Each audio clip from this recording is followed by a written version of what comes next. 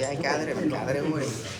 donc tey ñu ngi leen woo fii ci permanence Moussa Ndiaye mu mouvement Tekki ngeen war a jàkkaarloo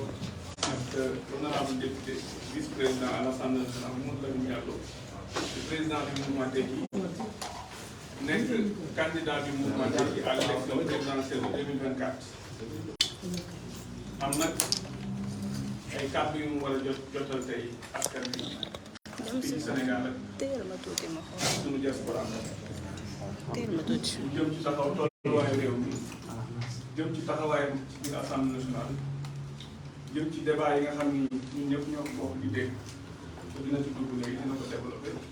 mu war ko wax nag d'abord ci wolof ba mu jeex mu ci jógee ak enchaîné ci français xam nañ ni temps bi mayuñu ko contexte bi mayuñu ko déclaration yi rek lay def beneen jotaay bi gën a yaatu dinañ mën a def lu tuddee conférence de presse ngeen ñëw seen i laaj ñu mën a dugg nag ci élection yeeg leneen ak leneen mais tey tolluwaay réew mi dafa laaj rek mu am ay points yoo xam dina ko développé boo leen paree rek mu toll nii ci yenn des comme ni ñu koy waxee ñu daal di départ donc yéen ñu def seen liggéey xaaral ci sa jërë ngeen jëf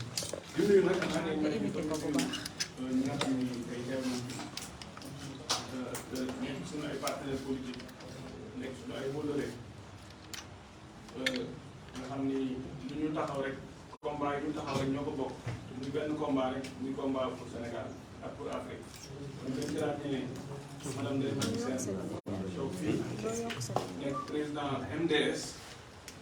donc ñëw fekk si point de presse bi taxaw na mu daan taxawee le président Mamadou Lamine Diallo ñu nuyu également Bara Diop bu Alliance des Verts ñu bokk CRD ñu ñëw toog nekk coordinateur Alliance des Verts ñu toog ay fekkee également conférence bi les responsables du mouvement Tekki yi ngeen ràññee ñu bëri ñu toog fii madame Ndilima Camara le coordinateur national Ibrahima Diop toog nii le coordinateur de Pikine Ly Sow toog Babou Sarr ngi ne léegi coordinateur national des jeunes nekk également coordinateur du Gossas macha allah am taxawaay bu rëy merci ñu taxaw ak ñu mu àndal Serigne Baye communicateur traditionnel nekk le trio de Tekki de Mamadou Lamine Diallo donc ñooñu laa mu jàpp ni ak amoon konaate ak sécurité beeg ñëpp ñu ngi leen ñu ngi leen remercier donc boo leen paree rek ñu defar c'est bon. asalaamaaleykum sama mbokk journaliste yi maa ngi leen di nuyu encore une fois di leen ziar di leen dalal fii ci permanence Moussa Ndiaye bu mouvement Tekki parti de l'émergence citoyenne di leen jaale Mame Less Camara di ñaanal yàlla yërëm ko xarit ko àjjana di rafetlu tamit ñu tuddee ko CESTI di fàttaliku évidemment samay xarit ñoom ñuy wax ya aaw ñoom Babacar Touré ak ñoom Cheikh Ibrahima Seye ñoo xam ne xam ngeen leen bu baax ci Sénégal ñoom ñoo marqué suñu journaliste ma bëggoon waxtaan ak yéen tey ci ñetti ponk njëkk bi mooy sama liggéey en tant que député travail parlementaire ñaareel bi wax ci jëm ci situation politique nationale beeg yooyu ñu tuddee dialogue ak yu mel noonu bu mujj bi nag laal tuuti ci suñu candidature à la présidentielle 2024 Assemblée nationale jébbaloon naa fa ñeenti demande de commission d'enquête parlementaire li ci jiitu mooy commission d'enquête parlementaire sur le building administratif Mamadou Dia. Ensuite bu Cheikh Yérim Seck génnee téereem boobu ma gis ci loo xam ne jaar na tamit Assemblée nationale député yi gëstu ci lu jëm ci licence des pêches ak nag nañ leen di joxe ak présence des bateaux chinois affaire yaboy beeg yooyu yëpp jàpp naa ne député dañ ko war a xool dañ ko war a enquête dañ ko war a affaire centrale de Bargny bi à charbon ñoom ak naka nañuy doxalee Senelec doon naa tamit Assemblée nationale saytu ko muy troisième demande d'enquête parlementaire ñeenteel mi ngi jëm ci DIPA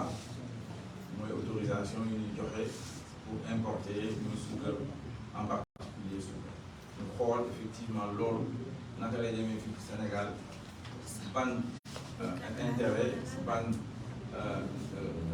impact lay am ci suñu koom-koom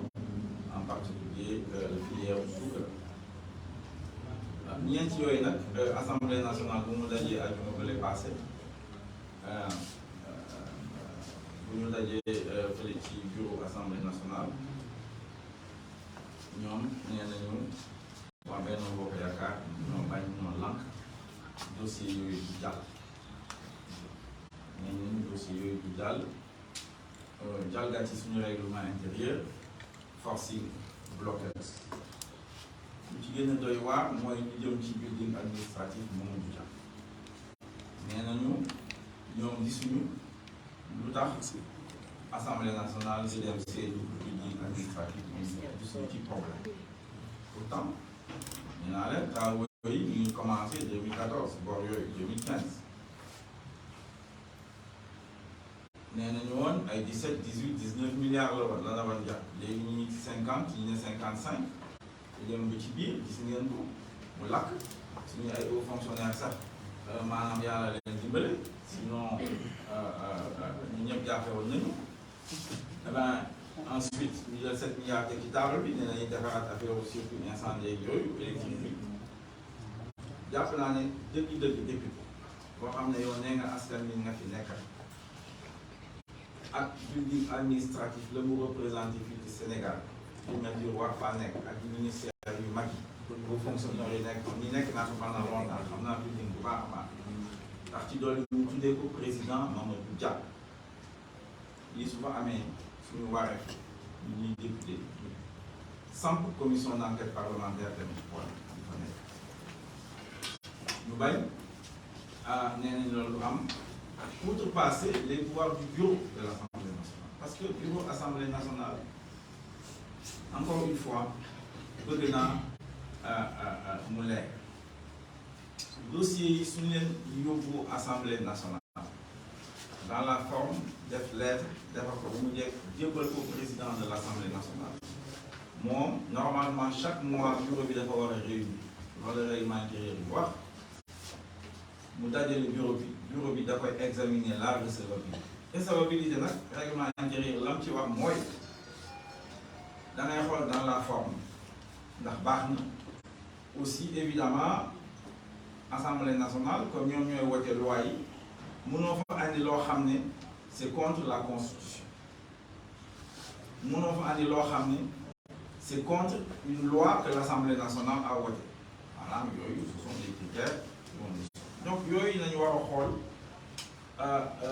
bàyyi nag commission d'enquête parlementaire bu demande commission par exemple affaire suñu wax tribunal building administratif commission urbanisme habitat moom moo ko war a saytu suñu waxee commission pêche jàpp naa ne normalement commission environnement ak yooyu moo ko war a saytu énergie moo war a xool affaire centrale bi affaire DIPA commission affaire ñoom nee nañ ñu lamp li yegg loolu nag bëggoon naa wax ko leeralal ko askanu Sénégal ndax ci campagne bi ñu doon campagne wàllu Sénégal man waxoon naa ne effectivement suñu falee député danaa laajte demande de commission d'enquête parlementaire ci domaine yi mu wax loolu kon nag man wàññi naa population sénégalaise lu ma waxoon def naa ko ñoom ñii waa Benno Bokk Yaakaar ñoo ko bloqué nag ci anam yoo xam ne tegul ci yoon. Ensuite am na ay proposition de loi yu fa ñëwoon foofu am na yenn yoo xam ne sur la question électorale beneen bi tamit ay résolution ci affaire u député pur yu ñu arrêté beneen proposition de loi bi mooy lu jëm ci affaire u LGBT xam ngeen na mu demee woon la dernière fois déposé woon nañ ko ci à la législature ba le passé bureau bi Moussa Niasse moo doon président assemblée nationale ñu bloqué ko def seen communiqué ne la du fi am parce que président de la République jëloon na ay engagement te loolu bokkul ci ay critères de recevabilité des dossiers. Cette année encore effectivement comme ni ko waxee woon ci campagne bi déposé nañ Mais cette fois-ci, nous sommes, à mon avis, si autour de 60, 63, 64 députés. Nous avons mais nous avons tardé pour signature. Nous avons déposé devant le président de l'Assemblée nationale une proposition de la Cour visant évidemment à criminaliser les pratiques LGBT du Sénégal. Bon, vous savez, c'est pas recevable. Nous avons bañ ñoo lank du jàll waa benn bokk yaakaar ñoom ñëpp man ko def benn say ñu jàll tey du jàll ëllëg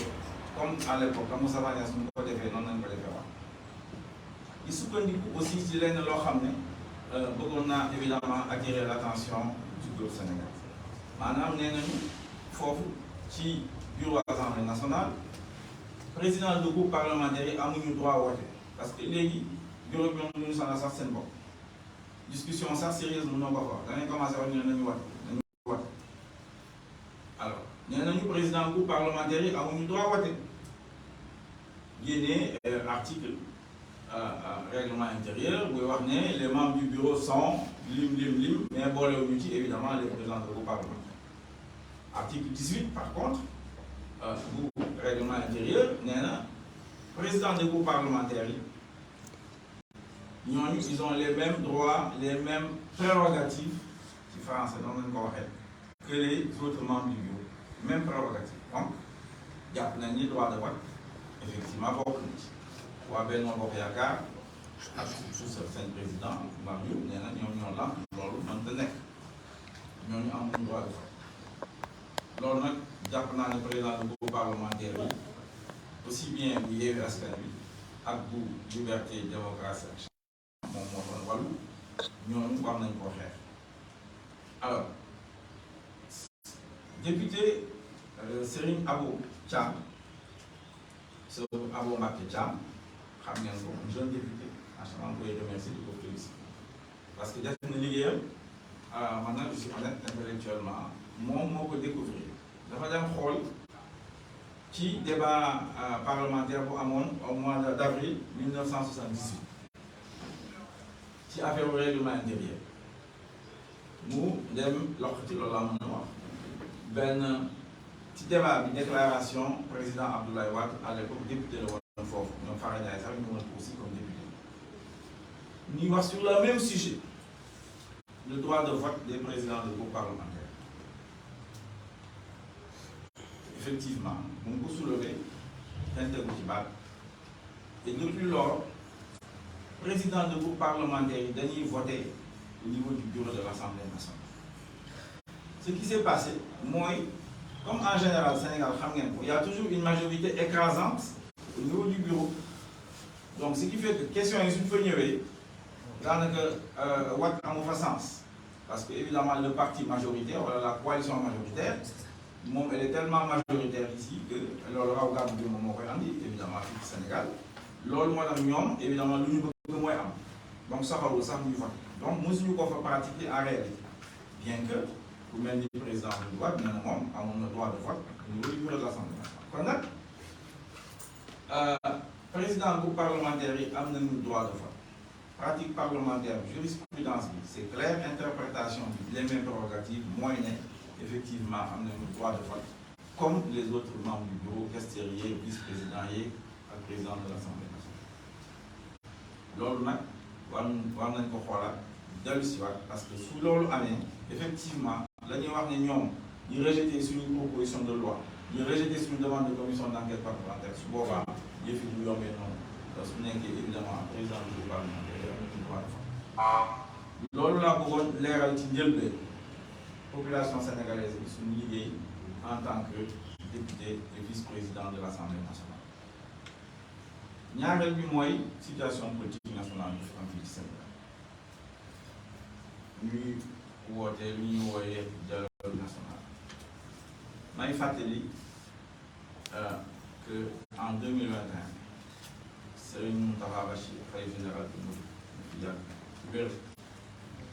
yéene woon na délégation ñu ngi woon ci front de résistance nationale et mu ci am fii délégation bi ko jiite woon mooy Serigne Bass Porokhane ñu koy nuyu di ko ziar ñu seet si Front de Résistance Nationale nee nañu sëriñ bi nee na dafa bëgg jàmm ak stabilité ci Sénégal ñun ñëpp ñu ànd ci loolu fekk sëriñ bi mu bëgg depuis loolu nag ci loolu la ñuy dox jàmm ak stabilité fii ci Sénégal temps yi ñëpp a jaaxle ñu tuuti woote nañu encore une fois ci suñu kuréel bu ñuy woyee CRD maa ngi ñuy samay la Renaissance démocratique ñoom ak ñeneen ñi di wax rek ne defoon nañ déclaration di wax ni effectivement chef religieux yi war nañu dugalaat seen loxo ci situation bi ñu jàmm mën a am fii ci Sénégal Sëñ Babacar Sy Mansour moom tamit woo nañu ci jàmm imam Cheikh Ahmadou Thiénaba suñu xarit suñu sëriñ suñu imam moom tamit woote nañ ci jàmm comme ni yaay yi ñoom El Hadj Sidé Outa Silima ñoom El Hadj Sankoum bu Maka Koulibantang ñoom tamit woote nañu fii ci woote nañu jàmm ñu fekk si leen ak archevêque évidemment Benjamin Ndiaye kon nag ñun dama bëgg mu leer ne ñun jàmm lañu bëgg ak stabilité fii ci Sénégal jàmm ak stabilité nag dafa am lu ko lal mooy mandute muy justice ci tey Sénégal suñu tolloo situation bi ñëpp tiit ñëpp jàppale c'est parce que président Macky Sall danaa ko wax ci ko banque moo ñu xool ci bët ne je vais réduire l'opposition à sa plus simple expression maanaam yéen waa opposition danaa leen suufeel danaa leen noot danaa leen éliminer te loolu wax naa ko bataaxal bu mu mujjee bi directeur général Moussa Fall wax naa ko ci biir ne ko loolu c'est contre la constitution parce que constitution bi ci boobu mooy wax ne l'opposition est nécessaire au bon fonctionnement de la démocratie donc président Macky Sall mi ngi ci programme boobu lu ci jublu man danaa koy bind samay question kii dafa yaakaar ne mën na fee am lu ñu woowee émirat gazier parce que bu pétrole de gaz bi feeñee la idée boobu ñëw ci boppam ne moom daf ko fi appliqué fii ci Sénégal maanaam mën fee nekk ak vitam aeternam te loolu mënta nekk mi ngi ci programme boobu di ci utiliser nag lu mu mën tous les moyens de l'État en particulier la justice ku jóg lu dal sa kaw tëj la tawaxal la temps yi effectivement celui qui est en bonne position maanaam mooy Ousmane Sonko président bu Pastef même bi bien sûr xam ngeen ne mois de mai bi mën naa ne moom moo ay entre guillemets di rappeler encore ñun waa Tekki man moom la ñu jàlloo ma solidarité envers lui on est à côté de lui ci combat boobu parce que ñun ànduñu fii ci Sénégal ñu bëgg a réduire l'opposition à sa plus simple expression ñaareel bi évidemment mooy Macky Sall ci boppam affaire boobu mooy troisième candidature bu bëgg a teg ci table bi am na ñu ne nag moom mooy lisagul nee nañu Macky Sall pël la sàmm la am na ñuy sàmm te nekkuñu pël séeréer yeeg balant yi dañuy sàmm te nekkuñu évidemment soo nekkee ci yenn kuréel yi milliards yeeg fonds politique yi war doo dégg walis da ngay dëx mais Macky Sall walis ni ñun dégg nañ ko bu baax a baax ndaxte ku ne ànd nga ci troisième mandat mu yokk sa grade ku ne ànduloo ci troisième mandat mu dàq moom ci boppam ak Ismaïla Madior Fall sont d'ailleurs constitutionnels nee nañu déroulé nañu constitution bi parce que ñoo waxoon nañ ko wéruwee 2 mandats consécutifs rek man moom fa ne yem mënoo dépassé 2 mandats ci toppal léegi moom ci boppam keroog dégg ngeen ko wax na foofu français yi express parce que moom français yi le font journal français bi l'Express nee na même au point de vue du droit am na ci droit kon nag ñun wëlis na dégg na loolu moo tax ñu andi ci F24 F24 mu bëgg a wutu M23 ñun waa mouvement Tekki na ministre mu bopp moom la ñu jàlloo xam ngeen ne M23 bokk na ci membre fondateur yi bokk ci xeex tey tamit nous sommes dans le F24 ak le CRD, le Congrès de la Renaissance démocratique signé nañu parti bi ñu ngi ci xeex contre la 3e candidature de Macky Sall xeex boobu nag comme ñu koy waxee xool asamaan si jaww la ko am na ñuy seet ci Macky Sall ci guddi kon nag ñu ko bëgg a seet ci bëccëg na leen bàyyi ñoom seet jaww la tas F24 nañu concentré ci suñu objectif mooy 3e candidature Macky Sall ñu bañ fi am parce que baaxul sant yàlla baaxul ci Sénégal baaxul ci Afrique de l'Ouest baaxul ci Afrique kon nag lu wax rek ne suñu bëggee jàmm am fii ñaari yëf lañu war a rek mooy su nekkee Macky Sall jàmm la bëgg 3e candidature na ci génne xaram su nekkee Macky Sall jàmm la bëgg na bàyyi ne day réduire l'opposition à sa plus simple expression mënoo ne da ngay woote dialogue di tëj ay opposants di tëj ay journalistes Pape Ndiaye bu Walf Babacar Touré bu Kewoulo mënoo ne da ngay woote jàmm di tëj les opposants politiques ñoom Diomaye ñoom Hannibal Djim ñoom ñëpp ñu ngi ci kaso mbir mu dialogue bi ñun ba ñu ñoo waxtaan ak Macky Sall parce que Covid bi bu mu amee bëccëg ndax kam laa dem Covid sax moo mën a tax loolu mën na nekk ma dem palais de la République seeti wuy ji président Macky Sall ñu waxtaan ci mbir mu Covid wax ko lu mu ci xalaat mais gis ngeen ni mu mujjee bu ñu tëjee ci kër yi ndekete woo ñoom ñu ngi doon dugal suñu alal ay des milliards et des milliards lañu jël ci Covid bi nee nañu jëbal nañ ko justice bi ba léegi demul fenn dialogue boobu ci biirum Covid bi nii la mujjee mu amoon beneen dialogue bu ñuy woowee dialogue politique Oumar Sarr ci boppam ministre des Mines daa yooyu mi ngi woon PDS wax na ko kenn weddi ko te loolu moo am nee na moom moo ko dox waxtaan ceeg Macky Sall ñuy wut seeni habillage mooy dialogue bu njëkk habillage pour lan la woon génne Karim Wade exilé ko Qatar moo tax ñu woote woon dialogue boobu ñu dajee validé ko après moom mu def mu wax la ñaareel dialogue bi tamit loolu la boobu sax moo gën a rëy parce que daf ko dénk suñu yaay suñu baay Famara Ibrahima Sagna ñu kilifa ci réew à l'époque sax waxoon naa moom ci dugg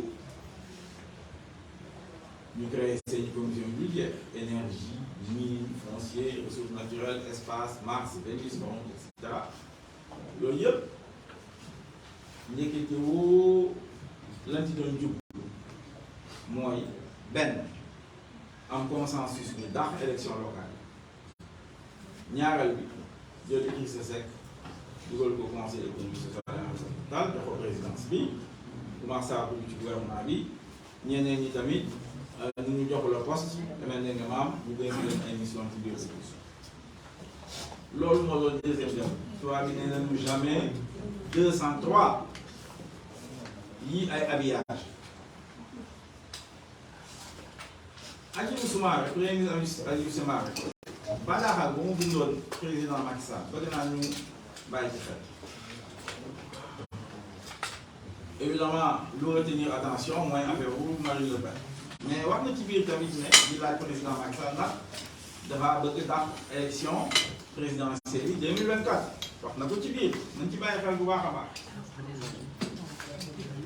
mais ñu jàpp nañ ne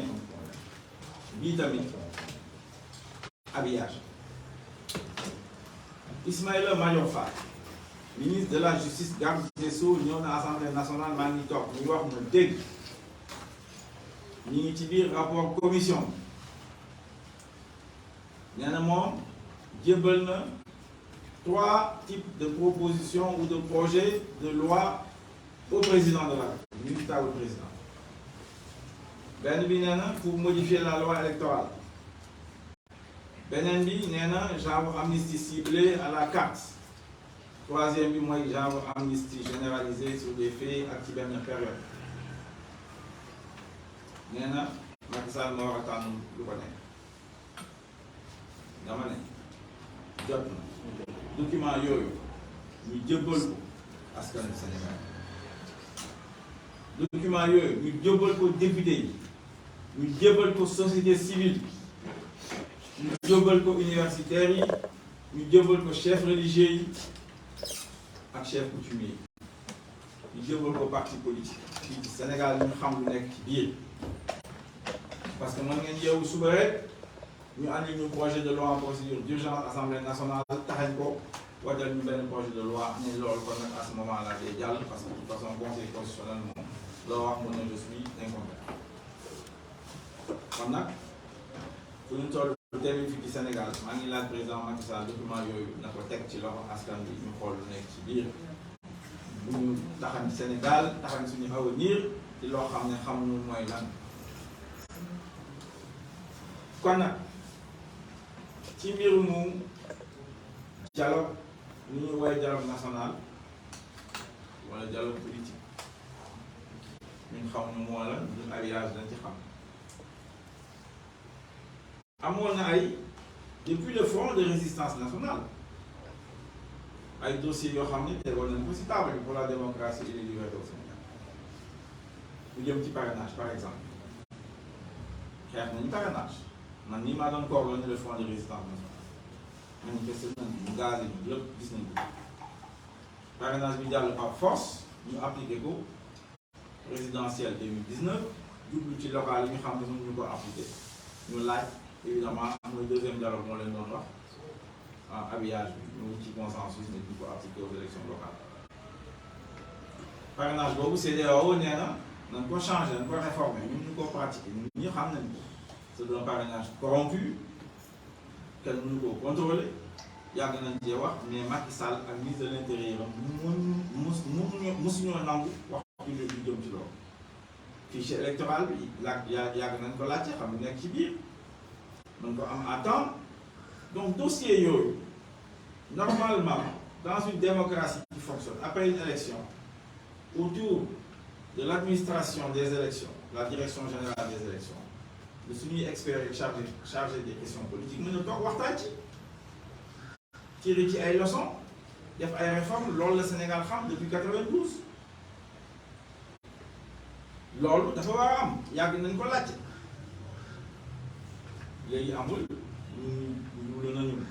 ci élection présidentielle 2024 bu nañu liste yi pour 1 mois doyul wax nañ leen yokk ko mais yooyu yëpp Macky Sall faale wu lu ko intéressé mooy habillage bu mu togg ci guddi ba pare bu ko jàllale si troisième dialogue politique loolu ci loolu lay liggéey ci loolu la nekk loolu nag ñun ñu cee ànd tey ñu ngi ciy ànd ëllëg parce que ñun kenn duñu nax duñ ko seet ci guddi duñ ko seet ci bëccëg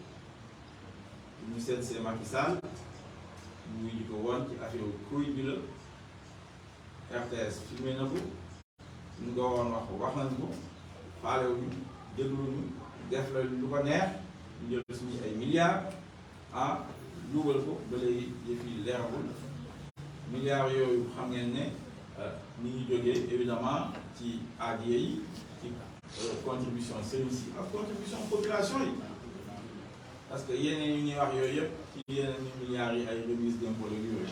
yooyu maanaam du cash kon nag cash bi moom mën na jógee moom kon ci suñuy cotisation ak ADIE yi loolu lañ fi def loolu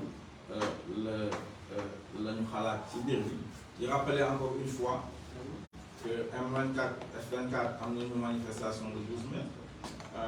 ñu ngi laaj ministre de l'intérieur mu bañ ko interdire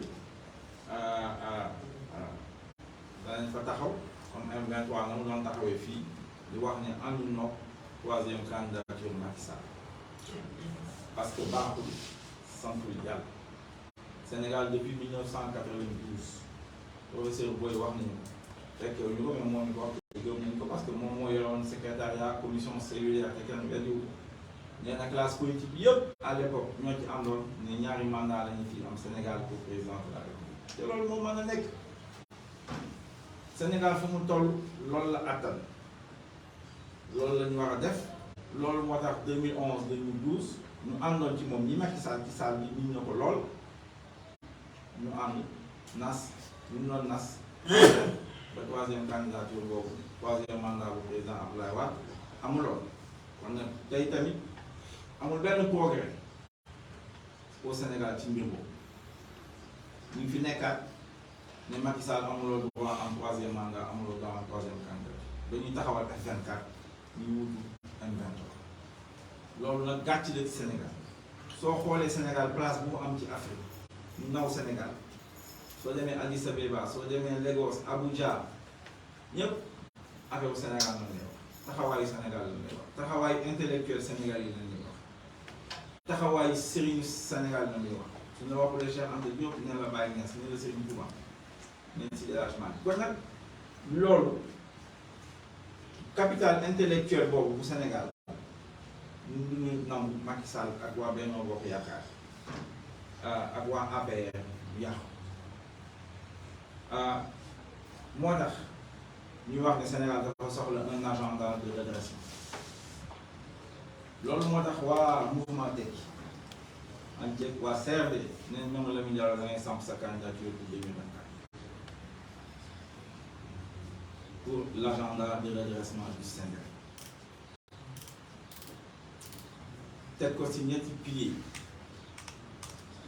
bu njëkk bi mooy ci affaire jikko yi sàmm sa kàddu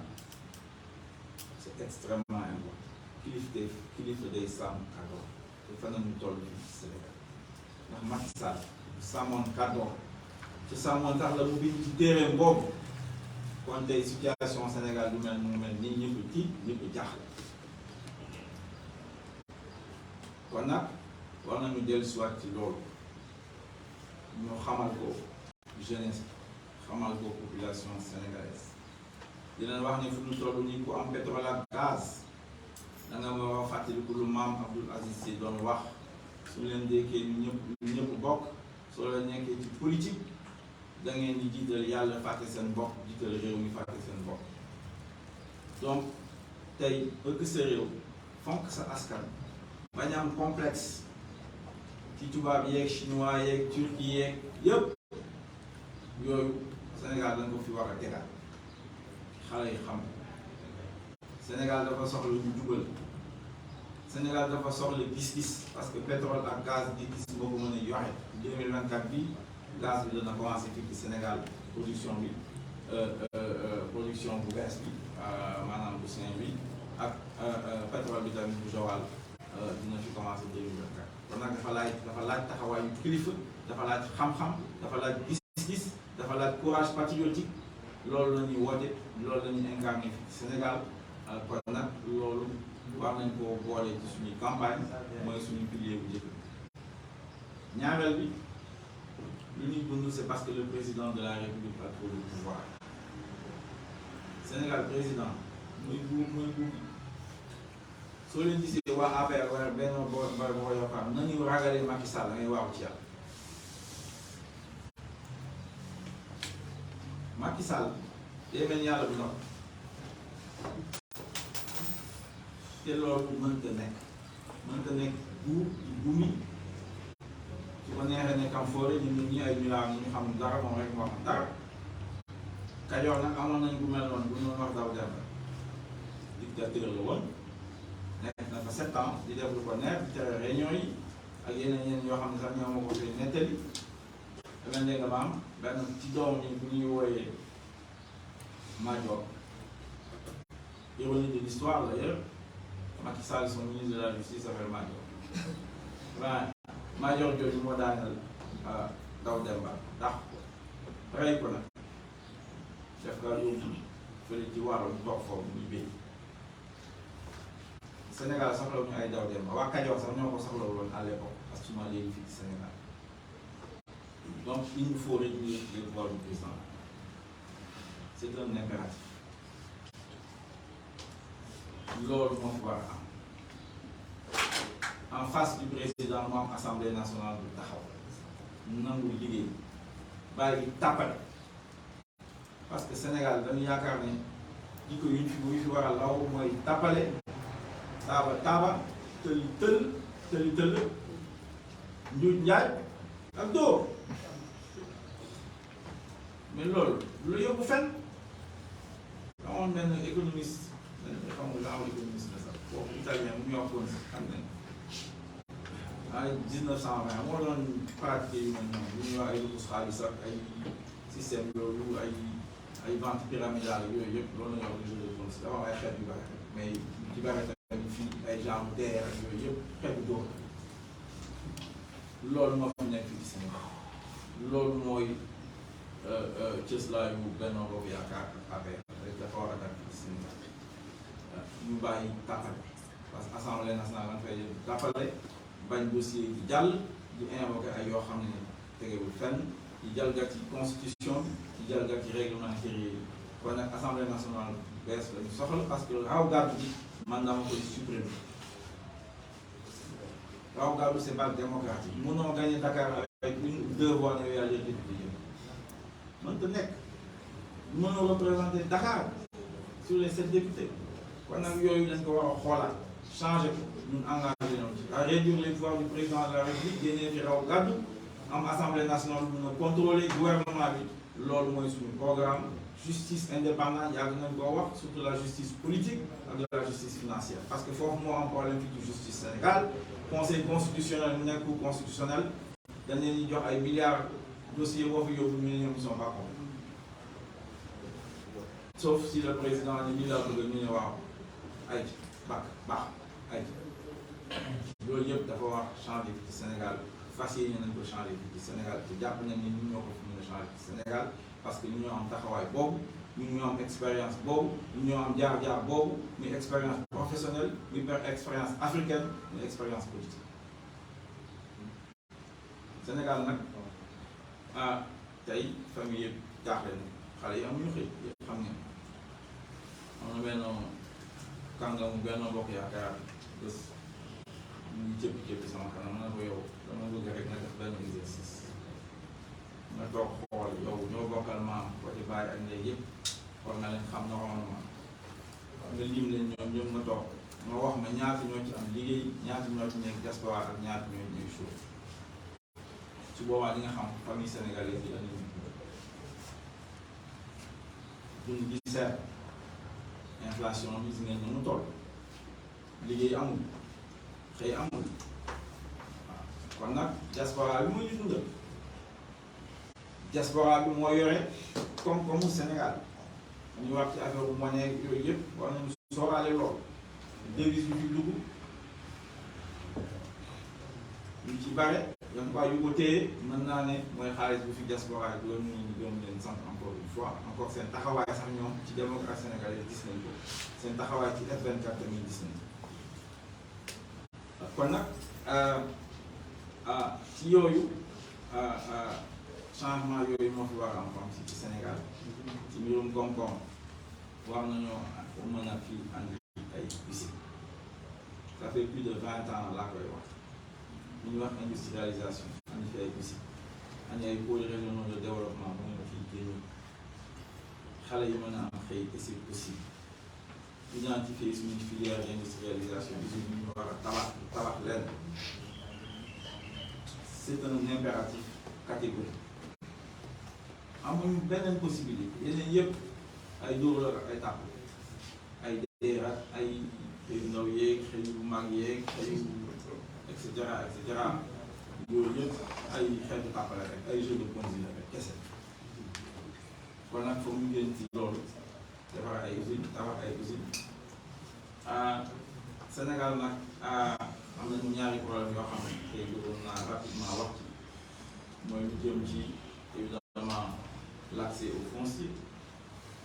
ak l'accès au financement suñu tournée yi ñuy def nii diisoo ngir tekki Sénégal di waxtaan ak askanu Sénégal waxtaan ak sëriñ si parce que man jàpp naa ay institution sociale lañ ñii ay citoyens ordinaires mais institution sociale yoo xam ne ñun population sénégalaise yi ñoom ñoo leen gëm ñoom ñoo leen di jàppale ñoom ñoo leen taxawal kon nag ñooñu dañ leen di seeti waxtaan ak ñoom xam ñoom lan la ñu xalaat gisoo ñoom gis nañ ni financement accès au foncier ak accès au financement surtout jigéen ñu ngi jooy financement ñu jox ay autonomisation des femmes et cetera seen financement yooyu daanaka dem fenn ndax taux d'intérêt yi de c'est trop élevé maanaam donc et montant yi sax daanaka faju daal loolu moo tax ñu jàpp ne war nañoo am fii ci Sénégal une banque des femmes mën na nekk une banque séparée expert ñu ci liggéey wala benn département benn compartiment à l'intérieur d'une grande banque nationale de développement mais 50 milliards war nañ ko mën a teg ci taabal bi pour jigéen c'est possible xaalis bi ñuy passer les 15 milliards de DER sur 4 ans si vous faites des calculs dépassé na 50 milliards kon nag loolu bokk na ci loo xam ne suñu proposition yoo xam nañ ko teg ci table bi jëmbal ko jigéenu Sénégal. L'accès au foncier. Le foncier Sénégal, daanaka l'essentiel c'est le domaine national. Parce que le foncier ils ont 2% qui va dépasser probablement 3%. yeneen yëpp ay domaine national à une partie boo xam ne état bi jël commune domaine privé de l'État. Domaine public maritime bi gis ngeen fii ci Dakar ak boobu sare yooyu naka la tëddee. ñu ngi koy passer di ko pàccoo entre eux fii ci domaine public maritime de Dakar gis nga yooyu dafa war a dakk mais accès au foncier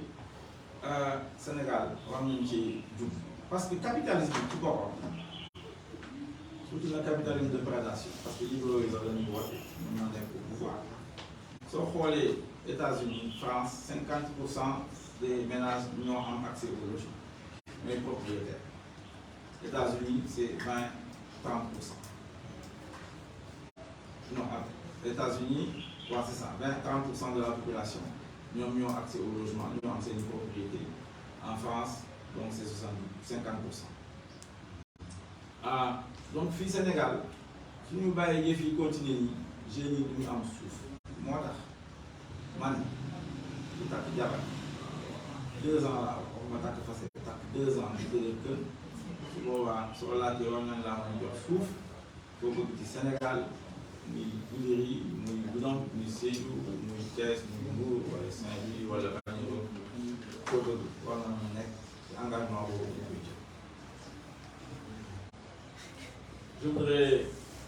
vous saluer les journalistes qui sont là devant moi vous présenter toutes mes condoléances avec le décès de Mangès Camara, comme vous le savez, journaliste, le CESTI porte désormais son nom. C'est l'occasion également pour moi de penser une pensée pieuse pour Eugénie Okhayao, Babacar Touré, Cheikh Evalistei, qui ont été de bons amis et qui, comme vous le savez, ont marqué la presse du Sénégal. Je voudrais donc dire aux populations sénégalaises que moi je me suis acquitté de mon devoir de parlementaire. J'avais promis une commission d'enquête parlementaire sur le public administratif Mamadou Dia. Je l'ai dans les formes. Je l'ai déposé auprès du président de l'Assemblée nationale. À la suite de l'ouvrage de Cheikh Yérim Seck, les paragraphes, les parties sur la pêche et la centrale de Bargny ont attiré mon attention et j'ai pensé qu'effectivement les députés devaient enquêter pour savoir ce qui se passe dans la pêche, la licence de pêche, les Chinois, le Yaboui, mais aussi la centrale de Bargny, la centrale à charbon de Bargny, comment elle est gérée, et tout cela, les coûts, les prix de vente de l'électricité, les députés avaient le droit d'aller enquêter pour savoir ce qui se passe. Enfin, sur les DIPA, c'est les autorisations d'importer, en particulier du sucre. Il y a toujours des polémiques ici au Sénégal, surtout avant le mois de Ramadan. Et j'ai pensé qu'il était important que les députés également aillent enquêter pour savoir ce qui se passe dans le sucre avec les DIPA. Le bureau de l'Assemblée nationale a rejeté ces demandes au motif que, en ce qui concerne le building administratif, tous les autres, ils n'en ont même pas parlé parce que ça ne les intéresse pas. Pour le building administratif, le Benno Yakar estimait dans toutes ses composantes qu'il n'était pas nécessaire, qu'il ne voyait pas où est le problème. Qu'un building qui a commencé à être construit en 2014, je crois, et qui devait durer au maximum 2 ans, qui traîne encore et qui a eu à traverser un début d'incendie qui a menacé la vie de plusieurs de nos hauts fonctionnaires. Le coût parti de 17-19 milliards annoncé à l'époque par le secrétaire général du gouvernement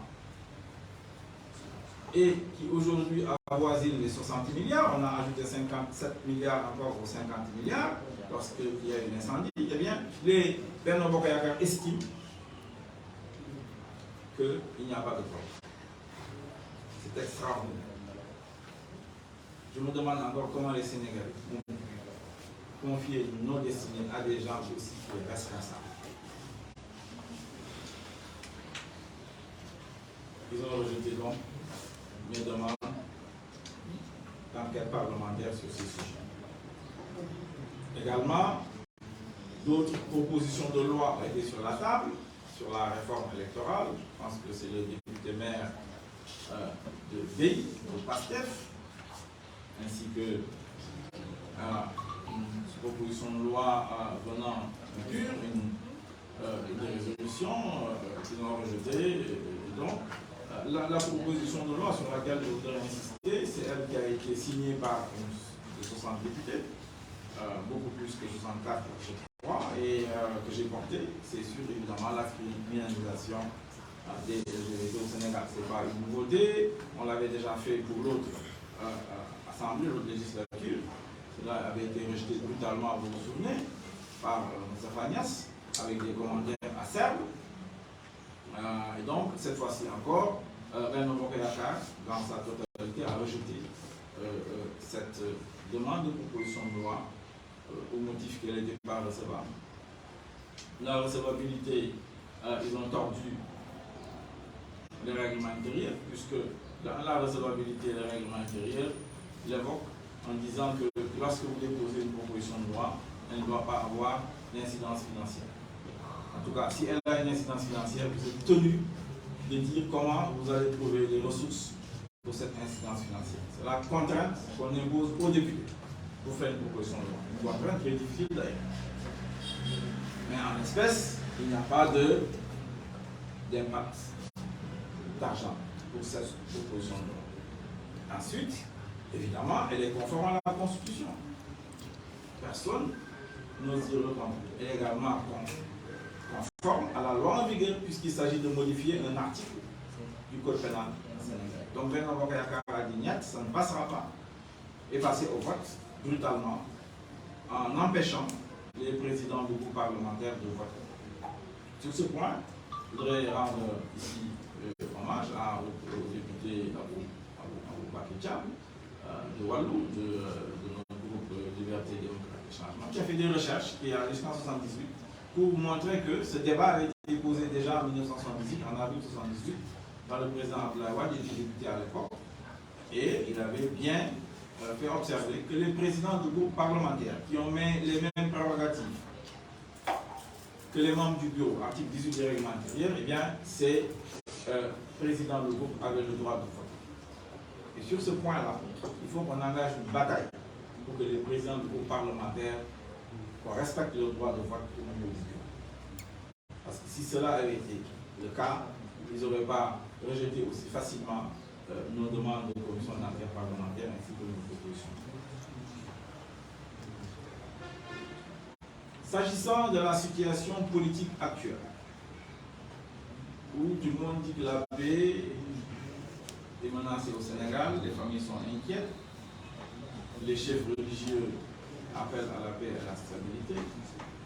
De rappeler que c'est une Khalife général du Mouri, vous avez envoyé une délégation en 2021, dirigée à l'époque par Cyril Basse-Prohan, pour nous demander à l'opposition de bien considérer que lui-même souhaitait la paix et la stabilité au Sénégal. Ce fut accepté. Et effectivement, l'opposition a suivi le Khalife général du Mouri. Je s'appelle, comme vous le savez, le Khalife général du Tchad, c'est Babacar Mansour. L'imam Ratib de Tchad, c'est le chef Ahmadou Sek. Les khalifs de ma famille, la Sidia, de Taslima, la Santoum de Matin, où tous m'ont dit effectivement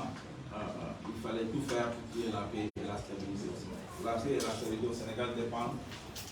du bon fonctionnement de notre démocratie et de la justice. Or, c'est là où il y a le problème. Parce que le président Macky Sall a décidé de réduire l'opposition à sa plus simple expression. Je le dénonce depuis des années. C'est anticonstitutionnel. C'est illégal. Et il poursuit ce travail-là en mobilisant la justice pour s'attaquer aux leaders politiques, pour les humilier. Le président Macky Sall, il le sait très bien, dans cette salle, nous nous sommes réunis plusieurs fois pour dire que le président Ouad n'avait pas droit à un troisième mandat, il le sait très bien. Angor Diarama, quand il a promis, et j'étais là-bas, qu'il a réduit son premier mandat de 7 à 5, nous tous, qui étions aux assises nationales, nous savons que le Sénégal devait s'engager dans cette voie de 2 mandats de 5 ans, parce que telle était, depuis la commission cellulaire de 1998, la volonté de toute la classe politique. Et donc, c'est parce que Macky Sall a renoncé à ça, veut s'engager dans une troisième candidature, effectivement, que la paix est menacée.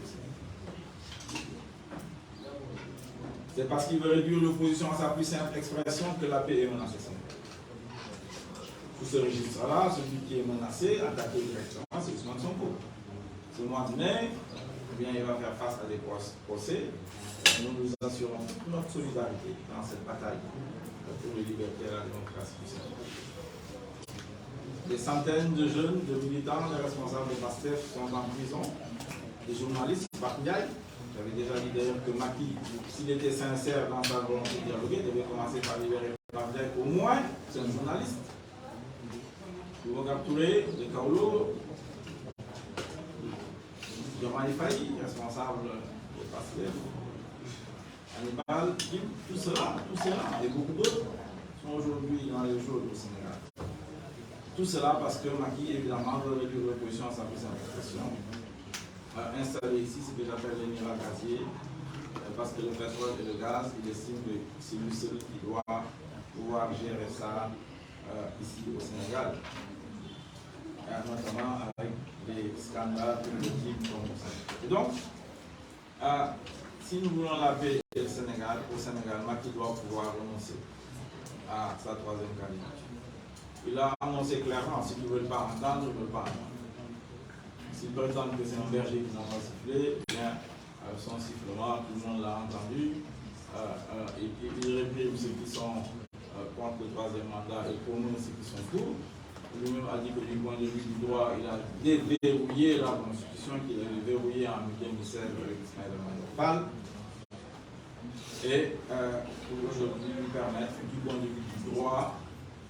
de pouvoir être candidat et sa candidature recevra par le Conseil constitutionnel qu'il aurait déjà consulté d'ailleurs. Si tel est le cas, eh bien, qu'il mette cette consultation à la disposition du peuple sénégalais dès maintenant. Et donc, c'est ce Macky Sall donc, qui appelle au dialogue. Je rappelle que nous, en tout cas à Teki, moi-même, on l'a mis dialogue, j'ai été le voir lors de la Covid. Je n'ai pas de problème personnel avec lui. Nous y sommes allés, nous avons parlé de la Covid-19, on lui a dit ce qu'on pensait, on lui a demandé les pleins pouvoirs, on lui a donné les pleins pouvoirs. Au finish, c'est plus de 6 milliards qui ont été déterminés dans cette affaire. où il y avait des dons, il y avait des alliés, il y avait des cotisations des populations. C'est proprement scandaleux et inacceptable. Son second dialogue, ou le premier dialogue, pour ainsi dire, si on ne compte pas la Covid, Oumar Sarr l'a dit, c'était l'habillage pour libérer Karim et l'exiler au Qatar. Le second, dirigé par l'immense Famara Ibrahim Sagna, que je respecte et je salue au passage, à qui on a confié des dizaines de commissions. Ils ont travaillé dans tous les sens, dans ces commissions minières, ressources naturelles, espace peut-être, je ne sais pas. Eh bien, toutes ces commissions, eh bien, ont travaillé, ont fait des rapports qui ont été évidemment jetés à la poubelle. Parce que ce qui intéressait Macky Sall, et qu'il avait déjà négocié depuis longtemps avec Idriss notamment, c'est évidemment de le porter à la tête du Conseil économique, social et environnemental. Et quelques-uns, comme Oumar Sarr dans le gouvernement, et peut-être d'autres qu'il a porté, mais qu'il a chargé il les a chargés de missions particulières au sein de l'opposition. C'est ce que j'appelle la 5e colonne. C'était ça le sens encore de son deuxième dialogue. Peut-être aussi y rajouter qu'à l'époque, il était confronté aux élections locales, il était confronté au fait que le parrainage ne pouvait pas être pratiqué,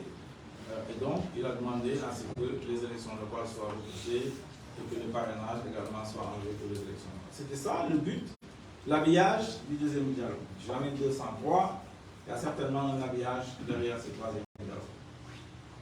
Je vais attirer votre attention sur ce que Hadjibou Soumaré a dit dans sa lettre au président Macky Sall. Il a parlé de Le Pen, certes, mais également, il lui a posé une question sur la possibilité de reculer l'élection présidentielle de 2024, ce qui serait inacceptable, extrêmement grave pour notre pays. Et on cherche à deviner, évidemment, quel est l'habillage de ce troisième dialogue. Tout le monde y va de ses hypothèses, mais en attendant, ce serait bien que le président de la République donne au peuple, aux partis politiques, à la société civile, aux chefs religieux, à tout le monde, à nos partenaires, y compris l'Union européenne et le NDI, ces fameux projets de loi que Ismaël Madior Fall aurait taillé et déposé sur sa table concernant la loi électorale, concernant une amnistie ciblée à la carte, comme il dit, ou une amnistie classique autour de faits et de périodes. Il est temps que Macky mette tout cela à notre disposition. Il ne faut pas qu'on se réveille un beau matin, qu'on reçoive à l'Assemblée nationale en procédure d'urgence un projet de loi qui va évidemment mettre dans un trou noir la démocratie et les libertés ici au Sénégal. Et donc, nous sommes mobilisés au sein du F24. Le F24 hérite du M23. Nous étions membres fondateurs du M23, je l'ai rappelé d'ailleurs, l'idée du troisième mandat venait de nous. Et aujourd'hui, nous sommes également mobilisés dans le F24 avec le Congrès de la Renaissance démocratique. Nous avons signé la charte, nous sommes membres fondateurs et nous allons donc mener ce combat dans le F24 et le F24 contre la troisième candidature de Macky Sall. Je veux dire donc, ces discussions sur aller voir le jour de Macky Sall ne doivent pas nous détourner de notre objectif, à savoir lutter contre la troisième candidature de Macky Sall. Ceux qui vont le voir la nuit, s'ils vont le voir le jour, c'est leur affaire. En tout état de cause, nous devons nous mobiliser et continuer cette bataille contre la troisième candidature. Et nous mobiliser également pour la libération des jeunes, donc nous mobiliser également contre Macky Sall qui veut nous réduire à notre puissance d'expression. Il y a toujours ici, depuis la Mancoa du Sénégal, le Front de résistance nationale, des dossiers qui sont sur la table, proposés par l'opposition depuis longtemps. La question du parrainage, elle a été combattue. Nous avons fait des manifestations, nous avons fait des recours auprès de la CEDEAO, qui a dit que nous avions raison. Il fallait réformer la CEDEAO, qui avait même donné un délai de 6 mois à Macky Sall pour le faire. Il a toujours refusé. Le parrainage, on le sait, on l'a pratiqué. Nous l'avons pratiqué et je sais de quoi il s'agit. Nous avons eu des moments difficiles lors des élections législatives, c'est connu de tous. Lorsque notre coalition Walou avec le PDS-PECI en particulier a des difficultés sur le parrainage. Pour vous dire comment cette affaire-là est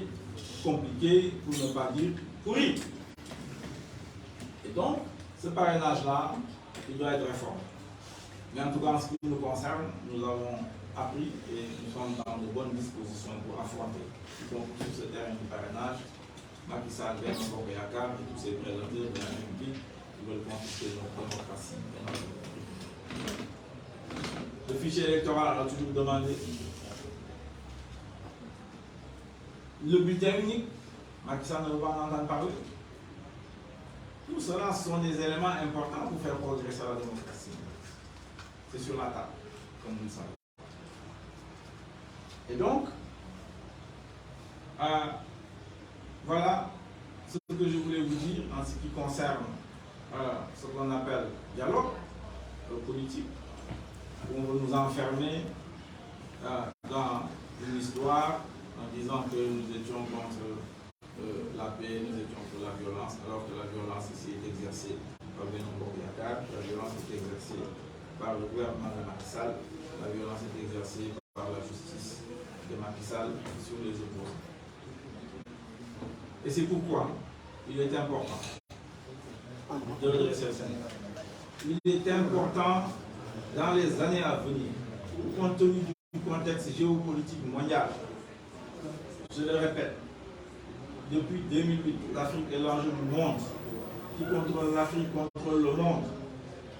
Madame Yellen des États-Unis est venue le dire ici, au moins j'espère que, puisqu'elle l'a dit, mes compatriotes vont pouvoir m'écouter. Elle a dit que le Sénégal, elle a dit que l'Afrique, elle a dit ici au Sénégal que l'Afrique va dessiner la trajectoire économique du monde. C'est dire donc que les enjeux sont extrêmement sérieux. Ça demande de l'expérience, ça demande la connaissance du monde, ça demande la connaissance de nos propres sociétés. Nous avons besoin d'un agenda de redressement du Sénégal et je m'engage à cela avec le mouvement TECI, avec le CRD, avec tous ceux qui veulent nous soutenir dans ce travail, dans cette lutte politique. Redresser le Sénégal au niveau des valeurs, ramener le courage patriotique, débarrasser les Sénégalais de tout complexe, être juste, lutter contre la corruption, respecter sa parole, respecter les femmes, connaître la loi et respecter la loi, avoir le sens de la grandeur, avoir le sens de la dignité. On nous tue, on ne nous déshonore pas. Ces valeurs-là doivent être aujourd'hui défendues, poussées au Sénégal pour qu'elles deviennent culture. C'est ainsi que le Sénégal pourra rester debout, avoir les institutions qu'il faut. Le président de la République a trop de pouvoir, c'est un roi ici au Sénégal. Il a trop de pouvoir, il faut diminuer le pouvoir du président. Il faut contrôler le président de la République. Il doit pouvoir aller en justice. L'Assemblée nationale doit contrôler l'exécutif. Il faut sortir du Raougabi. Il faut supprimer la liste nationale. Avoir une assemblée avec des députés qui soient des patriotes, des députés qui soient responsables, des députés qui aiment leur pays, des députés qui contrôlent l'action du gouvernement. Voilà les réformes dont on a besoin dans ce pays. Une justice qui est juste sur les questions financières et sur les questions politiques notamment. Si on fait cela, il est possible, effectivement, d'engager le Sénégal dans la voie de l'industrialisation. Faire des usines, construire des usines dans des filières bien déterminées que nous savons, que nous avons étudiées. Pour que ce système de 10%, lorsque 100 000 jeunes se présentent sur le marché du travail, Macky Sall et Amadou Ba, Macky Sall et les deux bas d'ailleurs je dois dire, ne peuvent offrir que 10% d'emploi à ces jeunes. C'est-à-dire 90 000 alors sont jetés comme ça, dans la rue. Diplômés ou pas, formés ou pas. C'est ça le Sénégal. Et il faut qu'on en sorte. Et c'est possible. Avec des usines, avec des pôles régionaux de développement. Nous savons faire, nous y avons travaillé, nous y avons réfléchi. Voilà c'est à quoi je vous appelle. Il faut lutter contre la vie chère parce qu'elle est basée sur des importations dont les prix ne sont pas contrôlés par le Sénégal. Il est possible de sortir de tout cela. Je vous y invite.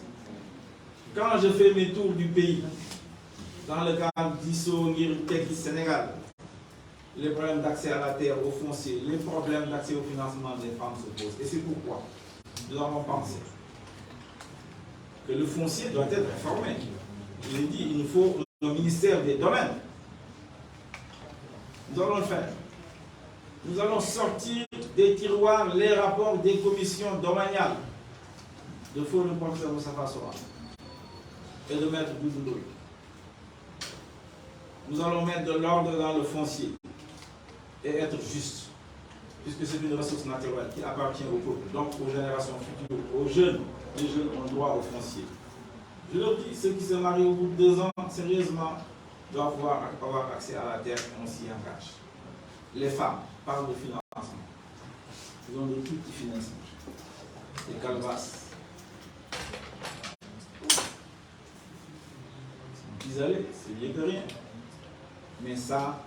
ce n'est pas suffisant. Ça, c'est pas ça qui va mettre les Sénégal, les femmes sénégalaises sur une autre trajectoire. C'est la raison pour laquelle j'ai proposé une banque des femmes. On met 50 milliards sur la table, si possible. Les 15 milliards qu'on gaspille là, de la DER, je crois comment on les appelle les derniers, eh bien, 15 milliards sur 4 ans, ça fait 60 milliards. Donc 50 milliards, c'est à notre portée, qui est une banque des femmes. Ou alors, certains disent qu'il faut peut-être un compartiment à l'intérieur d'une grande banque de développement. Mais toujours est-il que ces financements seront dédiés aux femmes. Voilà ce que je voulais vous dire aujourd'hui. Ça sera